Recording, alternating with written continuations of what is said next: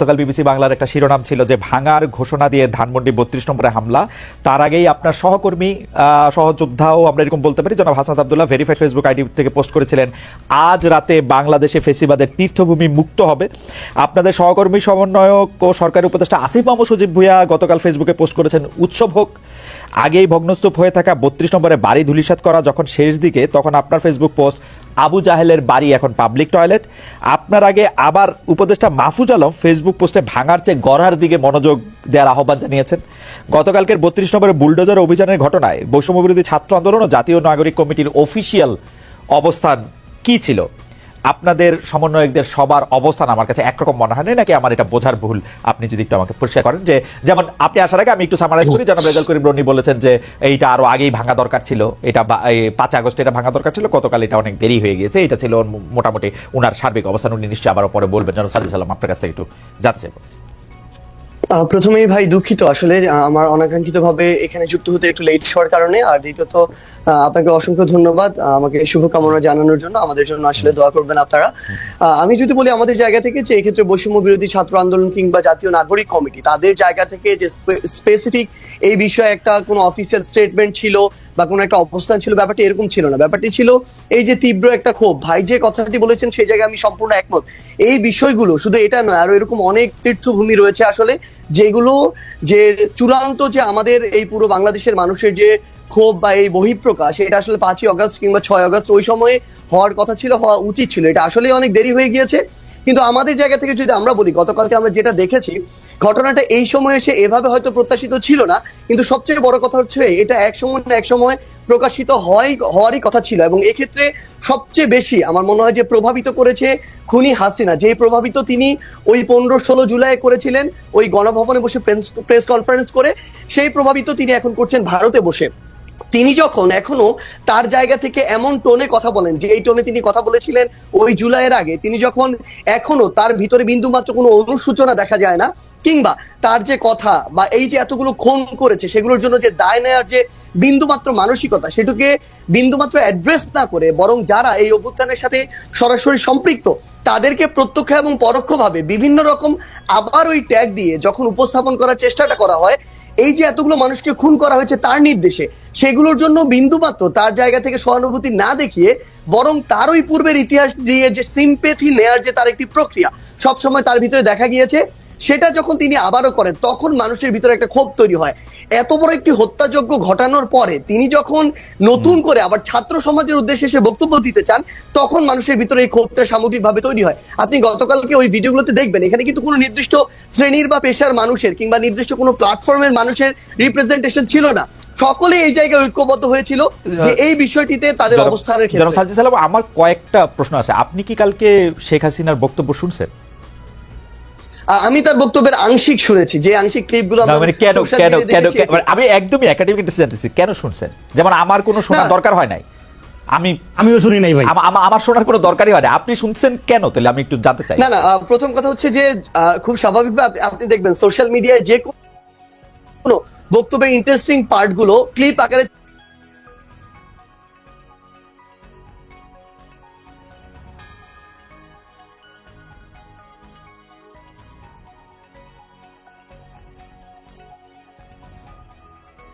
Clip আকারে ছোট ছোট 30 সেকেন্ড 1 মিনিটের ক্লিপ আকারে সামনে চলে আসে। এরকম একটি ক্লিপ সামনে চলে এসেছিল, যেই জায়গায় ওই ক্লিপটি বিভিন্ন জায়গায় এসেছে, যেই ক্লিপটি আসলে এরকম করে রিপ্রেজেন্ট করছিল যে তিনি আবার ওই আগের আজকে থেকে 6-8 মাস আগে যেই কথাগুলো বলে তিনি 16 বছর কাটিয়েছিলেন, সেম সিম্প্যাথি নেওয়ার কথাগুলো তিনি আজকেও দাঁড়িয়ে বলছেন। এবং আপনার কাছে কি সিম্প্যাথি, মানে আপনি কি সিম্প্যাথি উনার জন্য সিম্প্যাথি পাইছিলেন? আপনি মানে উনার জন্য সিম্প্যাথি হয়েছিল উনার বক্তব্য শুনে? ভাই সবচেয়ে বড় কথা হচ্ছে কি, মানে এই যে আমি কেন এই প্রশ্ন করতেছি, যা আমার কাছে মনে হয় গত 15 বছর ধরে শেখ হাসিনা বাংলাদেশ শাসন করছেন। এর মধ্যে গত 10 বছর ধরে, বিশেষ করে 2014 সালের পর থেকে উনি যতবার যত জায়গায় বক্তৃতা দিচ্ছেন সেটা জোর করেই দিচ্ছেন। জোর করে দিচ্ছেন বলতে তিনি যেন প্রধানমন্ত্রী বিটিভিতে ছিলেন, ইয়াতে ছিলেন, জোর করে দিচ্ছেন। আমাদের জোর করে শুনতে হয়েছে। এখন তো এটা আমাদের জোর করে শোনার বিষয় না।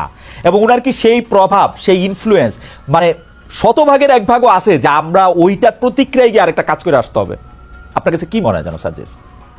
না দেখুন, সবচেয়ে বড় কথা হচ্ছে যে আমরা আমাদের জায়গা থেকে, মানে কেউ এটা ব্যক্তিগত জায়গা থেকে গিয়ে এই বিষয়টি করেছে এরকম না। মানুষ হয়তো বা মানুষের ভিতর আমার মনে হয় এখন এই বিষয়টি কাজ করছে যে আমাদের আসলে যেই কাজগুলো 5ই আগস্ট বা ওই সময়টাতে করা দরকার ছিল, যেগুলো এখন আমাদের জায়গা থেকে বাকি রয়ে গিয়েছে, মানুষের এই ক্ষোভটা সামগ্রিকভাবে শুধুমাত্র ওই হাসিনা বক্তব্য দিচ্ছে এই জন্য তৈরি হচ্ছে, ব্যাপারটা এরকম না। এই ক্ষোভের কিছু অংশ আমি যদি বলি একদম ফ্র্যাঙ্কলি অন্তর্বর্তীকালীন সরকারের উপরেও আছে। এই অন্তর্বর্তীকালীন সরকার তাদের জায়গা থেকে এই খুনি যারা ছিল, যারা সরাসরি এই খুনগুলোর সাথে জড়িত, ছাত্রলীগ, আওয়ামী লীগ, যুবলীগের ক্যাডাররা বা কিছু কিছু পুলিশ সদস্য, যাদেরকে আসলে গ্রেফতার করে বিচারের আওতায় আনার কথা ছিল, দৃশ্যমান এরকম একটা বিচার আমাদের দেখার কথা ছিল, সেটি যখন দেখছে না মানুষের ভিতরে একটা ক্ষোভের উদ্গীরণ হচ্ছে, যখন দেখছে ছাত্রলীগ, যুবলীগ, আওয়ামী লীগের ওই সদস্যরাই বিভিন্ন ভাবে বিভিন্ন দলের সাথে এখন যুক্ত হচ্ছে এবং আশ্রয় প্রশ্রয়ে তাদের চোখের সামনে দিয়ে হাঁটছে, তখন এই মানুষগুলোর ভিতরে আরেকটা ক্ষোভ তৈরি হচ্ছে। তখন এই মানুষগুলো এই সামগ্রিক ক্ষোভের একটি আমার মনে হয় নতুন এখানে একটা ওকেশন পেয়েছিল, যে ওকেশনে গিয়ে অ্যাটেন্ড করে নিজের এই ক্ষোভটির উদ্গীরণ করেছে মানুষ। এইটা কি এরকম হইতে পারে জনাব সাজ্জাদ আলম? ধরেন শেখ হাসিনার উপরে তো আপনার কন্ট্রোল নাই, আমারও কন্ট্রোল নাই, শেখ হাসিনা আরেকটা বক্তৃতা দিল, তারপরে গিয়ে কোন বাড়িটা ভাঙবেন? না দেখুন, এখানে শেখ হাসিনা অসংখ্য বক্তৃতা দিক আর একটা বক্তৃতা দিক, সেটা ফ্যাক্ট না। তবে মানুষের ভিতরে এই যে ক্ষোভ, যেই ক্ষোভটা আসলে মানুষের একটা ভিতরে 5ই আগস্টের পরে যে কথাটি গতকালকে আমরা দেখলাম যে আমাদের উপদেষ্টা মাহফুজ ভাই যিনি রয়েছেন তিনি বলেছিলেন যে মানুষ ভাঙাটা এক পাশে রেখে গড়ার দিকে মনোযোগ দিচ্ছিলেন, কিন্তু মানুষ যখন দেখছিলেন তার যেটুকু ন্যূনতম চাওয়া, ওই চাওয়াটুকু বিচারের ক্ষেত্রে হোক বা অন্যান্য পলিটিক্যাল স্পেয়ারে হোক, যেটা মানুষ এক্সপেক্ট করে, ওইটুকু যখন প্রত্যাশিত অনুযায়ী পাচ্ছে না, তখন মানুষের এই ক্ষোভের উদ্গীরণটা বিভিন্ন কারণে হচ্ছে এবং ঘটছে। এবং সবচেয়ে গুরুত্বপূর্ণ বিষয় হচ্ছে শেখ হাসিনা আগামীতে, আমি ধরে নিচ্ছি 1 মাস পরে কোনো বক্তব্য দিলেনও না, কিন্তু আজকে থেকে 2-3-4 মাস পরে আমরা যদি এই দৃশ্যমান শহীদ পরিবারের কিংবা যারা আমাদের আহত যোদ্ধারা রয়েছেন তাদের এই রক্তের বিচারগুলো দৃশ্যমান না দেখি, দেখবেন শেখ হাসিনার বক্তব্য দেওয়া লাগবে না, আমরা শহীদ পরিবার কিংবা আহতদেরকে সাথে নিয়ে হয়তোবা এরকম রাস্তায় আমাদেরকে নিয়ে নেমে যেতে হবে এরকম একটা দৃশ্যমান বিচারের জন্য। এই জায়গাটা শুধুমাত্র শেখ হাসিনা দৃশ্যমান বিচার করার জন্য আপনারা আওয়ামী লীগের স্থাপনাগুলি বা আওয়ামী লীগের সাথে জড়িত জিনিসগুলি গিয়ে আপনারা ভাঙবেন। এটা আওয়ামী লীগ না, সবচেয়ে বড় কথা হচ্ছে কি দেখেন, আওয়ামী লীগ বলে এমন কিছু এখানে বিষয়কে নিয়ে আসা হচ্ছে, আওয়ামী লীগের সবাই, আমরা যে স্পষ্ট করে বলি, আওয়ামী লীগের যে মানুষগুলো এই বিষয়গুলোর সাথে জড়িত ছিল, হত্যাযজ্ঞের সাথে, খুনের সাথে, ফ্যাসিজমের সাথে, স্বৈরাচারের সাথে, এবং তারা যেগুলোকে সিম্বল এক প্রকার উপাসনালয় হিসেবে তৈরি করে সিম্বলাইজ করে এতদিনের রাজনীতিটা করেছে, মানুষের ক্ষোভ ওই জায়গায়। বাংলাদেশে আমি ধরে নিচ্ছি 20% মানুষ আওয়ামী লীগের সমর্থক ছিল, কই বাকি বাড়িগুলোতে তো গিয়ে হামলা করা হয়নি, ওই সমর্থকদের বাড়িতে গিয়ে কিন্তু হামলা করা হয়নি, কিন্তু এই ধানমন্ডি 32 ওই গণভবন কিংবা এই যে বিভিন্ন ভবনগুলোকে কেন্দ্র করে পুরো একটা উপাসনালয় হিসেবে প্রেজেন্ট করে এই যে রাজনীতি করা হয়েছে, মানুষের ক্ষোভটা ওই জায়গায়। এবং এটা স্পেসিফিক ভাবে দল হিসেবে আওয়ামী লীগ নয়, বরং স্পেসিফিক ভাবে কিছু প্রতিষ্ঠান বা উপাদান যেগুলোকে সামনে রেখে এতদিন আওয়ামী লীগ এই অত্যাচার নিপীড়নের রাজনীতিটা করেছে। ওকে জনাব সাজ্জাদ আলম, আপনি যে বিচার না হওয়ার কথা, যারা এর জন্য দায়ী সেটা না হওয়ার কথা, সেটা আপনি বলেন। আমি মনে করি বাংলাদেশে জুলাই আগস্টে বা তার আগে যতগুলি রাজনৈতিক হত্যাকাণ্ড হয়েছে, যতগুলি রকম পুলিশ গুলি চালিয়েছে, নিবর্তনমূলক যত রকম কাজ করেছে, সেটা সরকার প্রধান, সেটা এককভাবে তাকে দায়ী করা উচিত, অন্তত প্রথম জায়গায় তাকে রাখা উচিত। এখন আমরা তার বিচার না হওয়ার জন্য, তিনি যে এখন ইন্ডিয়ায় বসে আছেন এর জন্য আসলে স্পেসিফিকলি, এবং তার দলের লোকজন, আমরা প্রথমে শুনেছিলাম এতজন আছেন ক্যান্টনমেন্টে, পরে শুনলাম এই কয়জন আছেন, সেই কয়জন চলে গেছেন। আমরা তো আপনাদেরকে এইটার বিচার দাবি করতে কখনো শুনি না, যে কেন মানে ওরা চলে গেল, কেন ওদের নামে একটা স্পেসিফিক মামলা করা হলো না, কেন এটার মধ্যে এটা কি করা হলো। এটা কি আপনারা এটা সেনাবাহিনী বলে আপনারা তাদেরকে ছাড় দিচ্ছেন? আপনারা কি মনে করতেছেন যে না, এদের সম্পর্কে কোনো কিছু বলা যাবে না? আমি আসি আপনার কাছে জনাব সাজ্জাদ আলম, আমি একটু জনাব রনির কাছে একটু চট করে একটা জিনিস একটু জেনে আসি। জনাব রনি, আপনি 71-এর চেতনা নিয়েও কথা বলতে চান না? 71-এর চেতনাকেও আপনি আওয়ামী লীগের সম্পত্তি মনে করেন কিনা? 71-এর চেতনা আওয়ামী লীগের সম্পত্তি মনে করি না।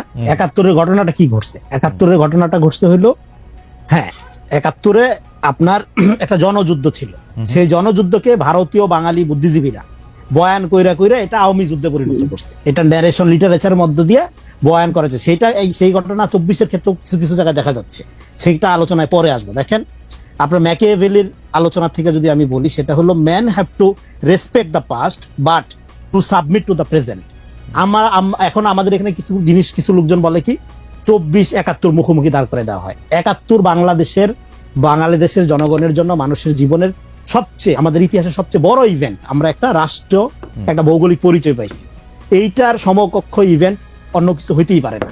কিন্তু 24-এ আপনার ঘটনাটা কি ঘটছে? 71-এ আপনি পাইছেন দেশের স্বাধীনতা, আপনি পাকিস্তানের শোষণ নিপীড়নের বিরুদ্ধে দিয়ে, জনযুদ্ধের মধ্য দিয়ে, সমস্ত শ্রেণী পেশার মানুষের সশস্ত্র সংগ্রামের মধ্য দিয়ে আপনি স্বাধীনতা অর্জন করছেন।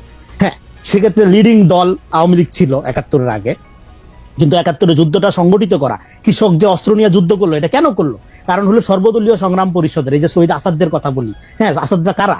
এরা কিন্তু ওই ভাসানী নেতৃত্বে কৃষক সমিতি গড়ে তোলা, কৃষকদের মধ্যে এমন ভাবে চৈতন্যটা আপনার সেই 65 সালের পর থেকে এমন ভাবে আপনার মানে ফিল্ড ওয়ার্ক গুলো করা হয়েছে, মাঠে মাঠে করা হয়েছে, যাতে করে এই কৃষক, যাকে আপনার অবলা মনে করা হয়,